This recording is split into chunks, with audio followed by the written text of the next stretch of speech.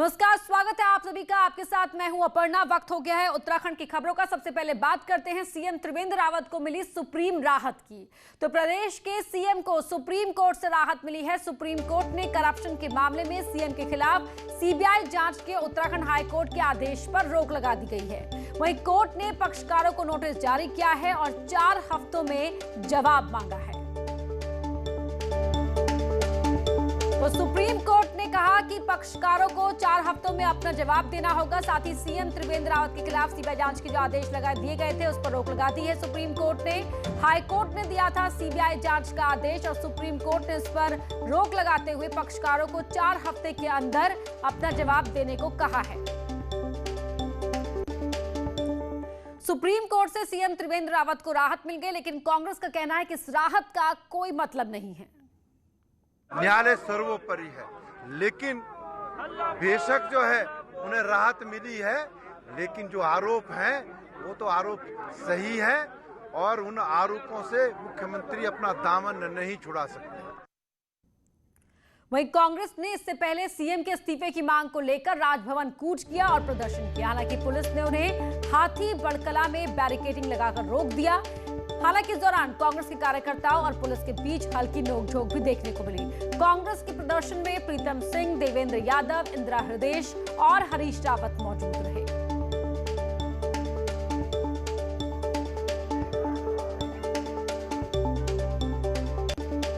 CM Trivendra मामले में high court के आदेश पर सुप्रीम कोर्ट द्वारा रोक लगाए जाने के बाद बीजेपी ने न सिर्फ कांग्रेस बल्कि वकील कपिल सिब्बल को भी कटघरे में खड़ा किया है। बीजेपी की ओर से मुख्य प्रवक्ता मुन्ना सिंह चौहान ने सुप्रीम कोर्ट के फैसले का स्वागत करते हुए कहा कि जिस तरह से कांग्रेस ने उतावलापन दिखाया उससे साबित होता है कि शिकायतकर्ता और कांग्रेस ने एक साजिश के तहत सीएम की छवि खराब करने के लिए इस आपराधिक साजिश को अंजाम दिया और उनकी पार्टी ने बाकायदा सौदेबाजी की उमेश शर्मा के साथ और जानबूझ करके, अब मैं आज ये आरोप लगा रहा हूं, जानबूझ करके मुख्यमंत्री के खिलाफ एक आपराधिक षड्यंत्र रचा और तमाम सारी झूठी बातें कह करके मुख्यमंत्री जी के राजनीतिक कारणों से मुख्यमंत्री जी की छवि को खराब करने का, उनको राजनीतिक नुकसान पहुंचाने का कोशिश किया, जो कि पूरी तरीके से एक्सपोज हो गया। वहीं सीएम त्रिवेंद्र सिंह रावत से कांग्रेस ने इस्तीफा मांगा है। कांग्रेस के राष्ट्रीय प्रमुख प्रवक्ता और कांग्रेस अध्यक्ष सोनिया गांधी के सलाहकार रणदीप सुरजेवाला ने कहा कि जब तक जांच पूरी नहीं हो जाती तब तक उन्हें पद से हटना चाहिए। उत्तराखंड के भाजपा के मुख्यमंत्री के खिलाफ भ्रष्टाचार के आधार पर हाईकोर्ट की एक खंडपीठ ने साफ तौर से वहां पर सीबीआई की इंक्वायरी ऑर्डर की। मैं चुनौती देता हूं जेपी नड्डा साहब को, मैं चुनौती देता हूं नरेंद्र मोदी जी को। अदालत क्यों गए? सीबीआई आपकी है, सरकार आपकी है, दिल्ली और उत्तराखंड में सरकार आपकी है। अगर हिम्मत है तो मुख्यमंत्री से इस्तीफा लीजिए, जांच करवाइए भ्रष्टाचार की, किसके खाते से किसके खाते में नोटबंदी के दौरान पैसा गया।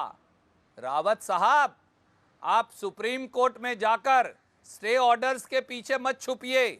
अगर आपने कुछ पाप नहीं किया तो सीबीआई भी केंद्र सरकार के पास है। इस्तीफा दीजिए और जब तक जांच नहीं हो जाती सीबीआई से बाहर रहिए। यही राजधर्म है। आज जेपी नड्डा जी चुप क्यों हैं? आज मोदी जी और अमित शाह जी चुप क्यों हैं? जब उनके मुख्यमंत्री के ऊपर हमने नहीं लगाए, भ्रष्टाचार के आधार पर सीबीआई की इंक्वायरी हाईकोर्ट ने ऑर्डर की थी, क्यों आप सुप्रीम कोर्ट गए? सवाल यह है, क्या यह नहीं दर्शाता कि भ्रष्टाचार को और डिले करने के लिए अब सुप्रीम कोर्ट जाया जा रहा है?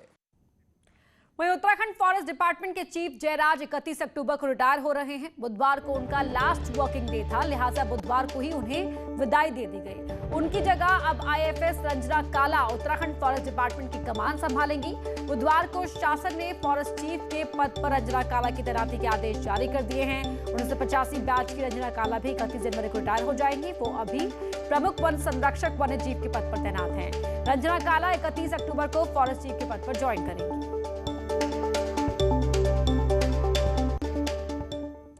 देहरादून से बड़ी खबर आपको बता दें, जो कर्मकार कल्याण बोर्ड से जुड़ी हुई है। मंत्री हरक सिंह रावत के बाद अब दमयंती रावत की भी बोर्ड से विदाई हो गई है। दमयंती रावत को सचिव पद से हटा दिया गया है। बोर्ड के अध्यक्ष शमशेर सिंह सत्याल ने आदेश जारी किए हैं। दमयंती को तत्काल अपने मूल विभाग में ज्वाइनिंग देने के आदेश दिए गए हैं। दमयंती रावत मंत्री हरक सिंह की करीबी है।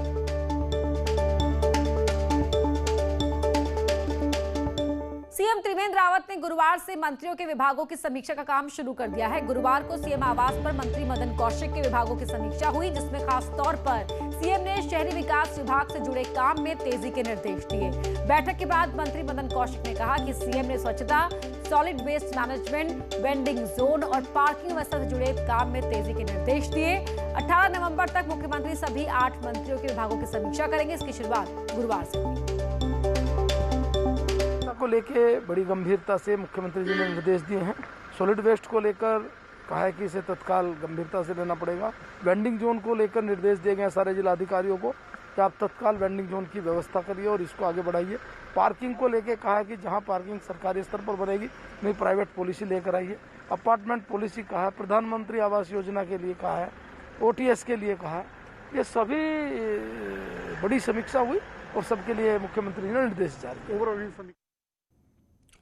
ओपन यूनिवर्सिटी में एडमिशन की डेट को बढ़ाया गया है। अब 18 नवंबर तक एडमिशन हो सकेंगे। उत्तराखंड ओपन यूनिवर्सिटी के सभी कोर्स के लिए आदेश जारी कर दिए गए हैं। अब 18 नवंबर तक अगर आप एडमिशन लेना चाहते हैं तो आप ले पाएंगे। सभी कोर्स के लिए आदेश जारी कर दिए गए हैं कि आप 18 नवंबर तक एडमिशन ले सकते हैं ओपन यूनिवर्सिटी में।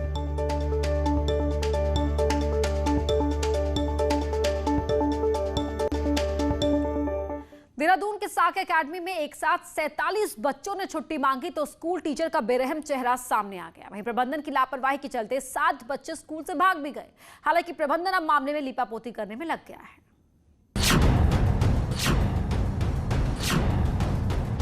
नेपाल मूल के बच्चों को लेकर देहरादून में संचालित हो रहे बौद्ध मठ सवालों के घेरे में है। साक्य एकेडमी के नाम से चल रहे इस मठ में सोमवार को एक टीचर के साथ साथ छुट्टी मनाने आए बच्चों को डंडे से पीटा गया। दरअसल लॉकडाउन में बच्चे घर नहीं जा पाए और जब उन्हें छुट्टी मांगी तो बच्चों को बुरी तरीके से पीटा गया। बच्चों को एक कमरे में बुलाकर पिटाई की गई। वहीं 7 बच्चों के भागने की जानकारी भी प्रबंधन छुपाता रहा। उसने मीटिंग में बुलाया था हमको और उसके बाद हम मीटिंग में पूछताछ कर रहा था और उस मीटिंग खत्म होने के बाद अचानक हमारा गुरुजी आया था। वहाँ पर गुरुजी वो डंडा लेकर आया था और हम सब लोग भाग गए थे वहाँ से। और कोई जंगल में भाग गया, कोई काम में छुप गया, सब इधर उधर भाग गया था। गुरुजी मतलब ज्ञान वज्र जी है, उन्होंने थोड़ा बहुत क्या कहते हैं थोड़ा इमोशनल हो गए, मतलब एक्सीडेंटल है, मतलब ये थोड़ा बहुत मतलब इतने सारे बच्चों को एक साथ पीट दिया। इतने बुरे को पीटा नहीं है, इतना नहीं है, थोड़ा बहुत तो मतलब उकसाया हुआ है मतलब किसी ने। नेपाल तिब्बत से जुड़ा होने के कारण मामला तूल पकड़ता जा रहा है। धर्म परिवर्तन से लेकर बच्चों के आधार कार्ड भी गलत तरीके से बनाने की बात सामने आ रही है। मामले में बाल आयोग अब बौद्ध मठ के नाम पर संचालित हो रहे स्कूल की मान्यता रद्द करने की सिफारिश कर रहा है। कि जो आधार कार्ड आपने, क्योंकि एड्रेस इनका नेपाल का है, आधार कार्ड आपने यहाँ पे बनवाया, ये अपने आप में एक बहुत बड़ा सवाल खड़ा करता है। और उस चीज़ को लेकर हम लोग काफ़ी गंभीर है कि आखिर आधार कार्ड यहाँ पर कैसे बन गया। छुट्टी के नाम पर पिटाई के मामले में भारत और नेपाल की एम्बेसी भी अब इन्वॉल्व हो गई। इसके बाद अब इस पूरे मामले की कई परतें खुलना अभी बाकी है। न्यूज़ 18 के लिए देहरादून से भारती सकलानी की रिपोर्ट। वहीं हर जिले में अब एक पर्यावरण कमेटी बनाई जाएगी। एनजीटी के आदेश पर एक कमेटी बनाई जाएगी। गंगा नदी वाले राज्यों में मुख्य सचिव की अध्यक्षता में पर्यावरण सेल बनेगा।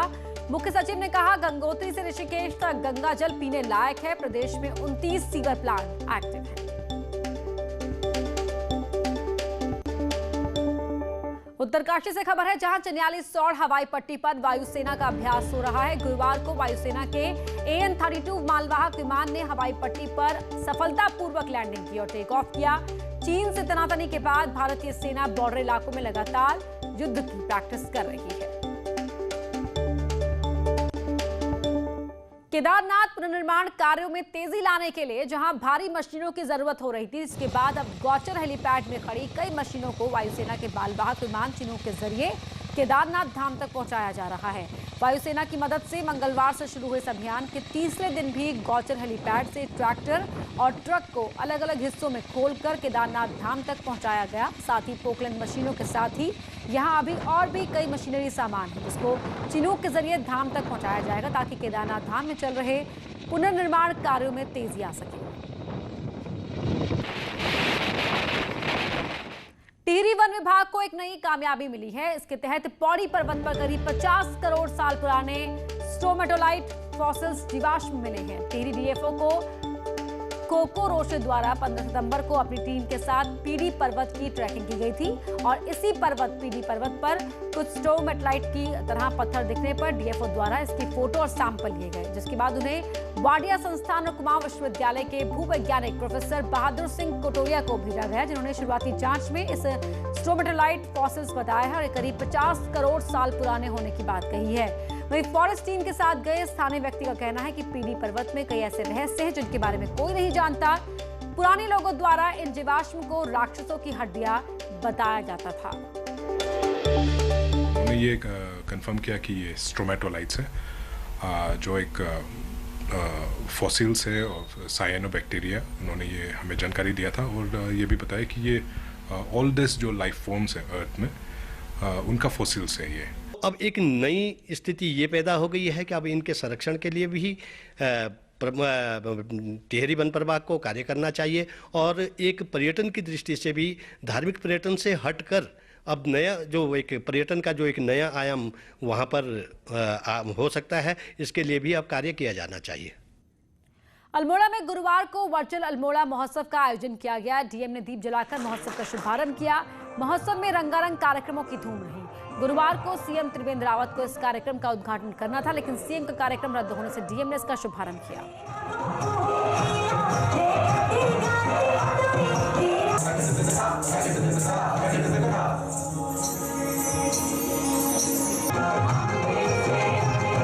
अल्मोड़ा महोत्सव जो हमारे अल्मोड़ा कल्चरल कैपिटल है, उसमें भी हम लोग ये दिखाना चाह रहे हैं कि हम सोशल डिस्टेंसिंग और नई तकनीकी का उपयोग कर हम लोग इन सांस्कृतिक कार्यक्रमों को भी आयोजित कर सकते हैं।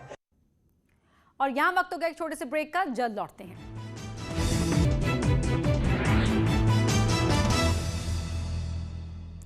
प्रदेश में जिन लोगों ने भी पानी बर्बाद किया या फिर अपने घर में बिना परमिशन बोरिंग करवाई है, उनको जेल हो सकती है। ये रिपोर्ट देखिए।